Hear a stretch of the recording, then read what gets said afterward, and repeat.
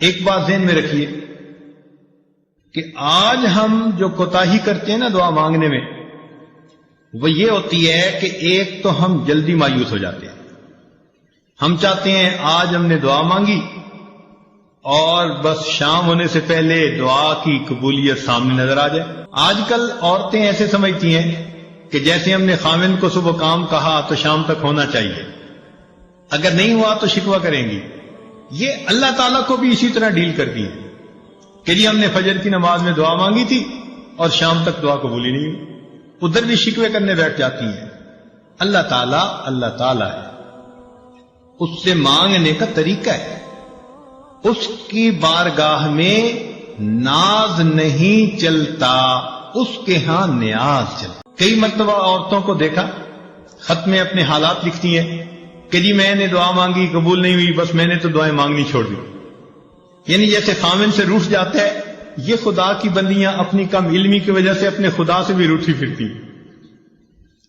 یہ نہیں دیکھیں گی کہ بھائی دعا مانگنے میں تو کوئی کمی ہوگی نا جس وجہ سے یہ اپلیکیشن ریجیکٹ ہو گئی ہے، اس پہ غور نہیں کریں گی. بلکہ اللہ تعالیٰ اور یہ ہماری تو سنتا ہی نہیں. کیوں نہیں سنتا؟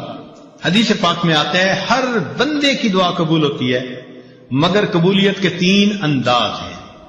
یا تو جیسے مانگی منو ان قبول ہو گئی، یا اللہ تعالیٰ اس کے بدلے کوئی بڑی مصیبت اس بندے سے دور کر دیتے ہیں، یا اس کو نام اعمال میں ذخیرہ کے طور پر لکھوا دیتے ہیں اور قیامت کے دن اس کو اتنا دیں گے.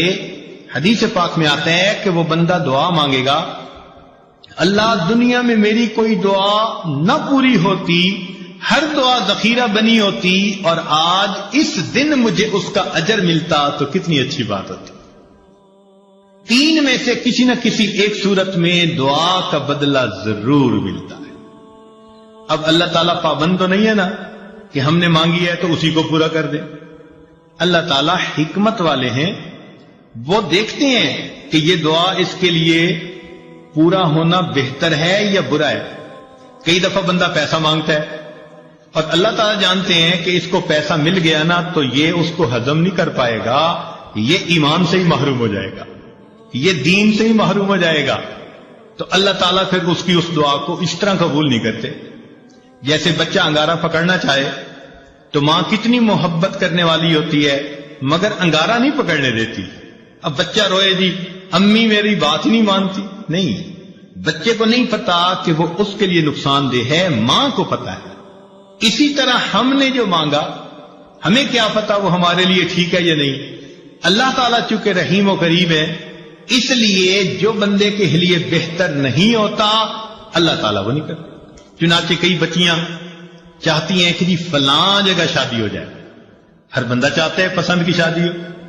تو اب ان کی اگر نیت بن گئی کہ ادھر شادی ہو جائے اور ہو نہیں رہی تو بس سب سے بیزار، بڑی دعائیں مانگی، بڑے وظیفے کیے، بڑا قرآن پڑھا، اور جی ہماری تو دعا قبول ہی نہیں ہوتی. اللہ کی بندی، آپ کو کیا پتا کہ وہ جو اس وقت اتنی محبتوں کا تمہارے ساتھ اظہار کر رہا ہے کل کو تمہارے ساتھ وہ کیا برتاؤ کرے گا. ممکن ہے کل کو وہ تمہیں سرے سے ہی طلاق دے دے، کل کو وہ تمہاری بجائے کسی اور کے ساتھ اپنے تعلق بنا لے اور تمہیں گھر کے اندر ذلیل کرے، دوسروں کے سامنے بے عزت کرے، اور تم اس وقت جینے کی بجائے مر جانے کو ترجیح دینے لگو. تو اس وقت انسان سوچتا ہے جی ادھر میرا رشتہ ہو جائے، اور وہ کہتے ہیں جی میری دعا قبول ہی نہیں ہوتی. بھائی قبول اس لیے نہیں ہو رہی، اللہ تعالیٰ بہتر چاہتے ہیں.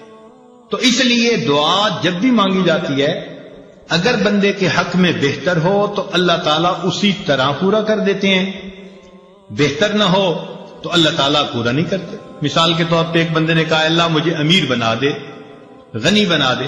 اللہ تعالیٰ نہیں بناتے. کیوں؟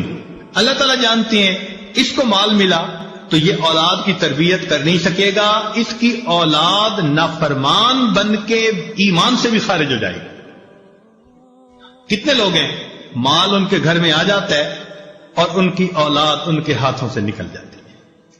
ہمیں کیا پتا کہ کس وجہ سے یہ دعا قبول نہیں ہو رہی. اللہ تعالیٰ پہ بھروسہ رکھیں، اعتماد رکھیں، اس کو اپنے اوپر ماں سے بھی 70 گنا زیادہ مہربان سمجھتے ہوئے سوچیں کہ کوئی نہ کوئی حکمت ہوگی جو من و ان قبول نہیں ہوتی. اور ہمیں کیا پتا کہ اللہ تعالیٰ نے اس دعا کے بدلے کوئی مصیبت سے بچایا ہو. آپ ذرا غور کریں، آپ گاڑی میں جا رہی ہیں اور کئی مرتبہ بس ایکسیڈنٹ ہوتے ہوتے بچتا ہے، تو ممکن ہے آپ کی مانگی ہوئی کسی دعا کے صدقے اللہ تعالیٰ نے آپ کو ایکسیڈنٹ سے بچا لیا. زلزلہ آیا، لاکھوں انسان مرے بھی اور زخمی بھی ہوئے. ہمیں جو اللہ نے اس زلزلے میں بچا لیا، کیا پتا کسی وقت کی مانگی ہوئی کوئی دعا ہو. تو یوں کہہ دینا جی ہم نے مانگی ہے دعا قبول نہیں ہوتی، یہ جلد بازی اللہ تعالیٰ کے بارگاہ میں ظاہر کرنا مناسب نہیں. دعا مانگنی چاہیے، مانگتے رہنا چاہیے. آپ نے دیکھا ہوگا کہ بچہ کوئی چیز مانگتا ہے تو ماں شروع میں منع کر دیتی ہے، نہیں دینی. پھر مانگتا ہے، پھر وہ کہتی ہے نہیں دینی، جھڑکی بھی دے دیتی ہے. لیکن جب بچہ مانگتا رہتا ہے، اس چھوٹے سے بچے کو بھی پتا ہے کہ میں مانگتا رہوں گا نا تو امی دے دے گی. چنانچہ تھوڑی دیر کے بعد جب وہ روتا دھوتا ہے ماں کے سامنے، ماں چیز بھی لے کے دے دیتی ہے اور اٹھا کے سینے سے بھی لگا لیتی ہے. تو اسی طرح دعا مانگنی ہو تو ہم نان سٹاپ بغیر تھکے اللہ سے مانگتے رہیں. ہمارا کام ہے مانگنا. مانگنے کے بعد ہم محروم نہیں رہیں گے، کسی نہ کسی صورت اس کا ریٹرن ہمیں ملے گا. یا تو وہ دعا ویسے قبول، یا اس کے بدلے کوئی بیماری جو ہے نا وہ دور کر دی جائے گی. کیا پتا کہ آپ دعا مانگتی رہیں اور اللہ تعالیٰ نے اس دعا کے بدلے کوئی سکن ڈیزیز ایسی تھی جس سے آپ کو بچا لیا. ورنہ اگر سکن ڈیزیز ہو جاتی اور چہرے پہ داغ دھبے پڑ جاتے تو اتنی محبت کرنے والے خامن صاحب کے بھی رخ بدلے ہوئے ہوتے. اللہ نے آپ کی صحت کو سلامت رکھا، کوئی ایسی بیماری نہیں لگائی، گھر میں الفتوں محبتوں کی زندگی گزارتی پھر رہی ہیں. پتہ نہیں ہے کس کس دعا کا نتیجہ ہے جو اللہ نے آپ کو یہ عزتیں دی ہیں. تو اس لیے دعا مانگنے میں فوراً توقع رکھنا کہ جی ابھی قبول ہو جائے، یہ بندگی کے آداب کے خلاف ہے. جلدی مایوس نہیں ہونا چاہیے. اور پھر ایک بات اس میں اور بھی سمجھ لیں کہ کچھ لوگ دعائیں مانگتے ہیں اور کچھ لوگ دعائیں پڑھتے ہیں. دعا پڑھنے سے دعا قبول نہیں ہوتی، دعا مانگنے سے دعا قبول ہوتی ہے. کیا فرق ہے دونوں میں؟ دعا پڑھنا تو یہ ہوا کہ بس بیٹھے ہیں ربنا آتنا فی دنیا ربنا ظلمنا، بس طوطے کی طرح ٹیپ ریکارڈ جیسے بجتا ہے وہ بج گیا اور پتہ یہ بھی نہیں کہ میں نے کیا مانگا کیا نہیں. چنانچہ ایک مرتبہ ہم نے نماز پڑھی، ہمارے قریبی تعلق والے ساتھ بیٹھے ہوئے تھے، انہوں نے دعا کے بعد اپنے چہرے پہ ہاتھ پھیرے تو میں نے ویسے ہی ان سے پوچھ لیا، میں نے کہا آج دعا میں آپ نے کیا مانگا؟ تو میری طرف دیکھ کے کہتے ہیں حضرت سچ بتاؤ مجھے نہیں یاد. یعنی ابھی اپنے چہرے پہ ہاتھ پھیرا اور ابھی یہ نہیں پتا کہ میں نے اللہ سے کیا مانگا. اتنی غفلت بھری دعا. تو اس کو کہتے ہیں دعائیں پڑھنا. تو دعائیں پڑھنے سے دعائیں قبول نہیں ہوتی، دعائیں مانگنے سے دعائیں. دیکھیے جس فقیر نے آپ سے 1 روپیہ مانگنا ہوتا ہے وہ کپڑے بھی بڑے پھٹے پرانے پہن کے آتا ہے، وہ شکل بھی فقیروں والی بنا کے آتا ہے، اس کے بعد الفاظ بھی بڑے چن چن کے وہ بولتا ہے جو دوسرے کے دل کو ٹچ کرنے والے ہوں. آواز بھی بھرائی ہوئی ہوتی ہے، ہاتھ بھی کانپ رہے ہوتے ہیں. اب دیکھیے جس نے 1 روپیہ مانگنا ہے وہ اتنا کچھ کر کے آپ کے دل کو اپنی طرف متوجہ کرتا ہے. تو جس بندے نے اللہ سے اللہ کو مانگنا ہو پھر اس کو کتنی عاجزی اور فریاد سے اللہ سے مانگنا. آج تو ہم دعا ایسے مانگتے ہیں جیسے اپنے ورکرز کو کام ذمے لگا رہے ہوں. مثال کے طور پہ عورت دعا مانگے گی، اللہ میری بیٹی کا اچھا رشتہ آ جائے، میرے بیٹے کو نوکری مل جائے، میرا خاوند میرے سامنے اتنا اچھا ہو کہ میرے اشاروں پہ ناچنے لگ جائے. اے اللہ فلاں فلاں ہمارے جو حاسدین ہیں ان کا تو بالکل گھر ہی اجڑ جائے. یعنی ہم ایسے دعا مانگ رہے ہوتے ہیں جیسے کسی ماتحت کو کام ذمے لگا رہے ہوتے ہیں. دعا مانگنا اور چیز ہے اور ماتحت کے ذمے کام لگانا وہ اور چیز ہے. اللہ تعالیٰ ہے. اس انداز میں دعائیں مانگنا، یہ ہو جائے، یہ ہو جائے، یہ ہو جائے، جیسے سیٹھ صاحب بیٹھے ہوئے اپنے ورکرز کو کام اسائنمنٹ دے رہے ہیں. تو اللہ تعالیٰ کو دعا میں اسائنمنٹ نہ دیا کریں. اللہ تعالیٰ کے سامنے عاجزی اور زاری کا اظہار کر کے، بندگی کا اظہار کر کے، اللہ کی عظمت کو مان کے اللہ سے دعا کیا کریں، سوال کیا کریں. تو جب ہم اس طرح سے مانگیں گے تو دعائیں جلدی قبول ہوں گی. ہم الزام ان کو دیتے تھے، قصور اپنا نکل آیا. ہم شکوہ لیے پھرتے ہیں جی ہماری سنتا ہی نہیں، حالانکہ دعا مانگنے میں کتنی کوتاہیاں ہم خود کر لیتے. چنانچہ حجاج بن یوسف کے بارے میں آتا ہے کہ طواف کر رہا تھا اور ایک نابینا وہاں بیٹھا دعا مانگ رہا تھا، اے اللہ مجھے بینائی عطا کر دے. تو حجاج بن یوسف رکا اور اس نے اس کو ٹھوکر لگائی اور کہا اندھے تجھے پتہ ہے میں کون ہوں؟ اس نے کہا نہیں. اس نے کہا میں حجاج بن یوسف ہوں. اب اس کے بارے میں مشہور تھا کہ یہ بہت ہی زیادہ سخت طبیعت کا بندہ ہے، جو کہہ دیتا ہے نا وہ پورا کر دیتا ہے. چنانچہ اس کا نام سن کے اندھا گھبرا گیا کہ آج میرا کس سے واسطہ پڑ گیا. تو حجاج بن یوسف نے کہا کہ دیکھ میں طواف کر رہا ہوں، اگر میرا طواف مکمل ہونے تک تیری بینائی ٹھیک نہ ہوئی تو میں نے تیرے قتل کا حکم دے دینا ہے. اور اس نے ایک پولیس والا بھی ساتھ کھڑا کر دیا کہ یہ اندھا بھاگنے نہ پائے، اور خود طواف کرنے لگ گیا. اب تو جی اندھے کا حال عجیب، آنسو بھی گر رہے ہیں اور کانپ بھی رہا ہے اور دعا مانگ رہے، اللہ پہلے تو بینائی کا سوال تھا، اب تو میری زندگی کا سوال. ایسے تڑپ کے اس نے دعا مانگی. کہتے ہیں کہ حجاج بن یوسف جب واپس آیا اللہ نے اس کی بینائی عطا فرما دی. تو حجاج بن یوسف نے اسے کہا کہ جیسے تم پہلے بیٹھے دعا مانگ رہے تھے نا، ساری عمر بیت اللہ کے سامنے اس طرح بیٹھ کے دعا مانگتے، تمہاری دعا قبول نہیں ہو سکتی تھی، کیونکہ یہ زبان سے نکل رہی تھی، دل سے نہیں نکل رہی تھی. اب جب تمہیں اپنی جان کا خوف ہوا، اب تڑپ کے دل سے دعا مانگی، اور دل سے جو بات نکلتی ہے اثر رکھتی ہے، پر نہیں طاقت پرواز مگر رکھتی ہے. تو اس لیے دعا ہمیشہ انسان ایسے مانگے کہ تڑپ کے مانگے، دل سے دعا نکلے.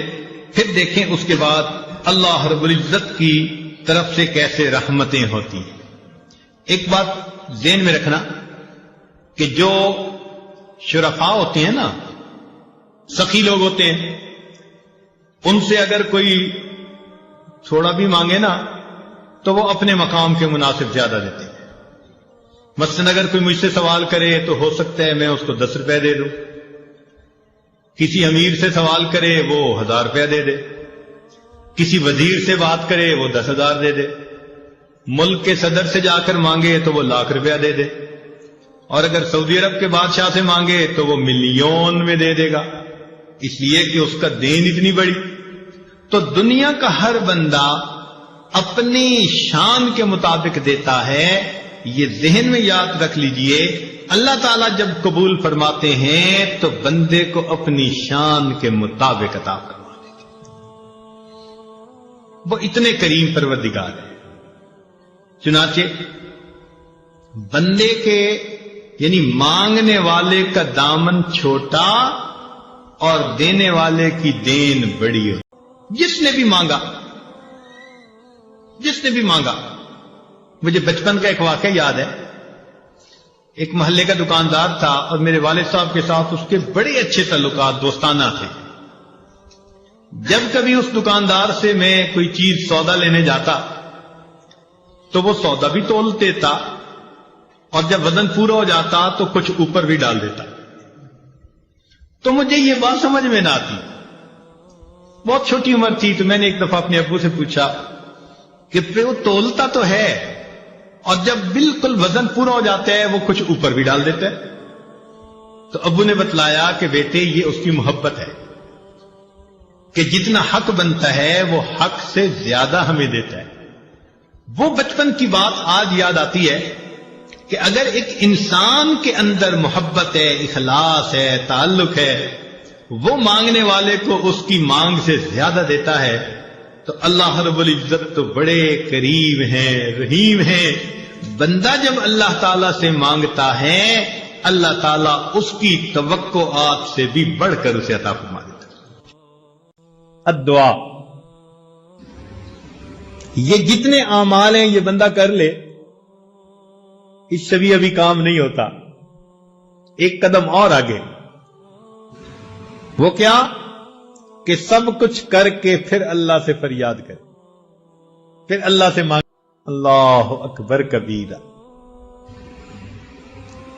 دیکھیں ایک مثال سمجھیں، چھوٹا بچہ ہوتا ہے نا جو ابھی چلنا سیکھ رہا ہوتا، تو باپ اس کو وہاں کھڑا کر دیتا ہے اور پاس بیٹھ کے بلاتا ہے، بیٹے ادھر آؤ۔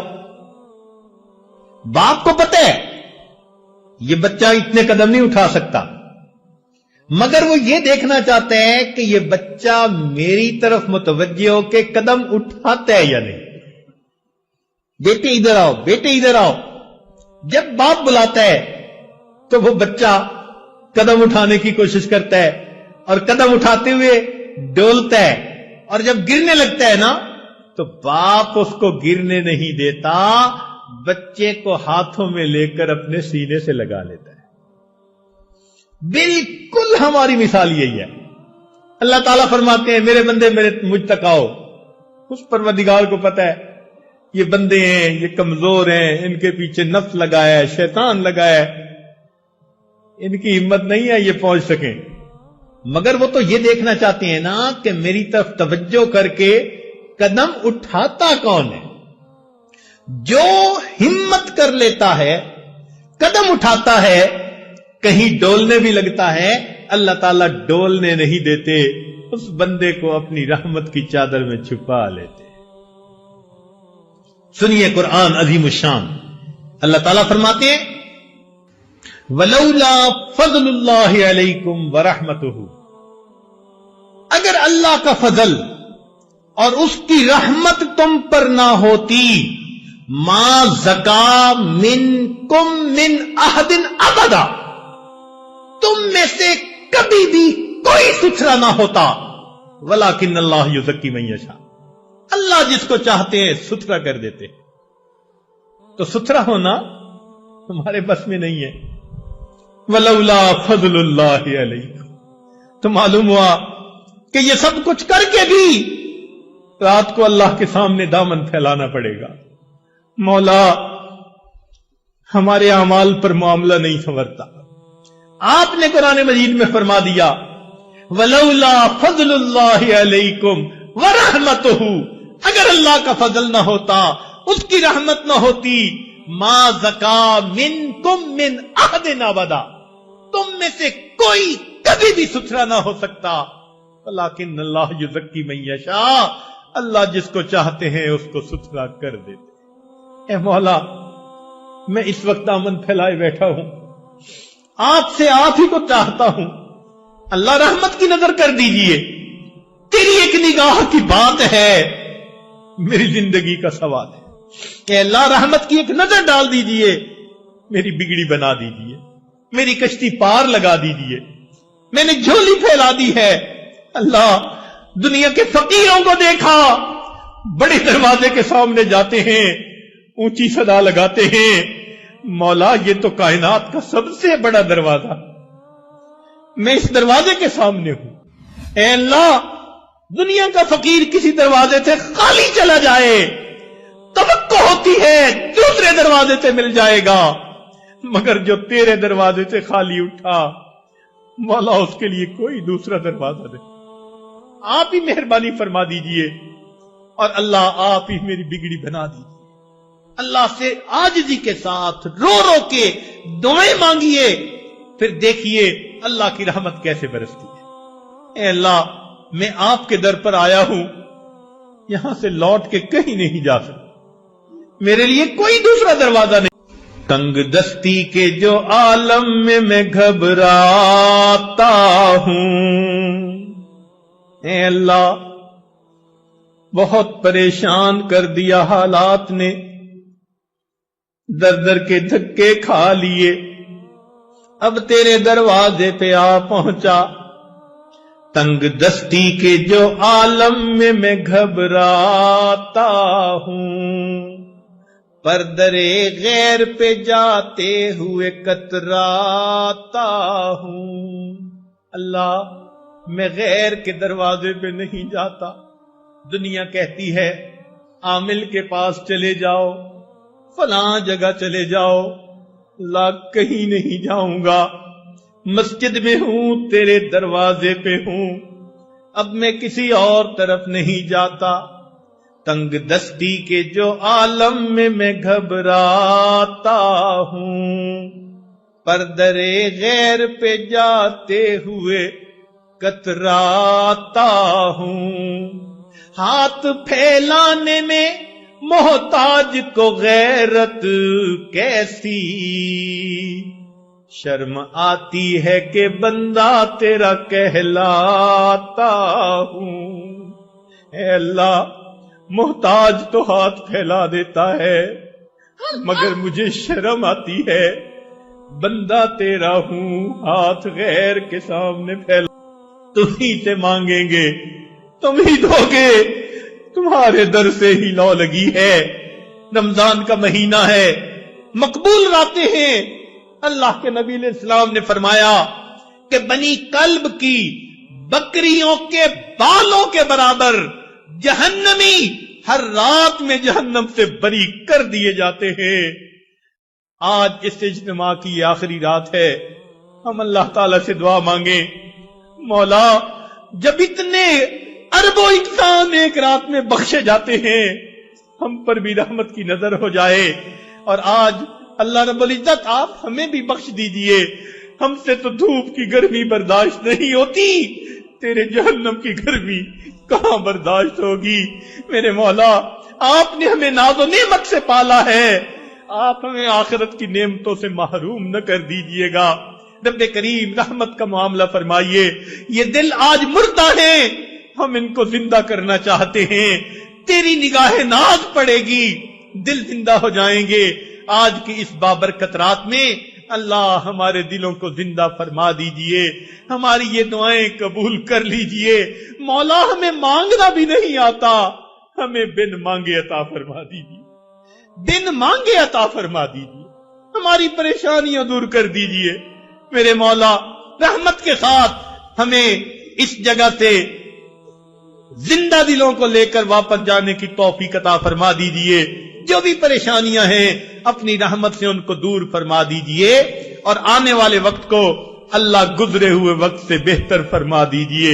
رب کریم، ہم آپ کی خدمت میں یہ عرض کرتے ہیں، فریاد کرتے ہیں کہ اس مجلس میں ہمارے دلوں کو زندہ فرما دیجئے۔ ہم نے دنیا میں دیکھا، گھر آئے مہمان کی دنیا دار بھی لحاظ کر لیتے ہیں۔ اللہ، یہ تیرے گھر میں آئے ہوئے مہمان ہیں، دور سے چل کے آئے ہیں، وقت کو فارغ کر کے آئے ہیں، تجھے بنانے کے لیے آئے ہیں۔ میرے مولا، مہمان کو خالی کوئی نہیں بھیجتا، آپ نے حکم دیا کہ مہمان کی مہمان نوازی کرو، عزت افزائی کرو۔ میرے مولا، یہ آپ کے گھر میں مہمان آئے ہیں، آپ بھی مہربانی فرما دیجئے، ان کے دل کی نیک مرادیں پوری فرما دیجئے، جو چاہتے ہیں اللہ عطا فرما دیجئے۔ رب کریم، ہم نے دنیا میں دیکھا ماں باپ اپنے چھوٹے بچوں کی چھوٹی چھوٹی تمناؤں کو پورا کر کے خوش ہو جاتے ہیں۔ اللہ، یہ آپ کے بندے ہیں، ان کے دل کی جو تمنائیں ہیں شرعی اعتبار سے اللہ آپ بھی ان کو پورا کر کے خوش ہو جائیے، اور اپنے بندوں کو بھی خوش فرما دیجئے۔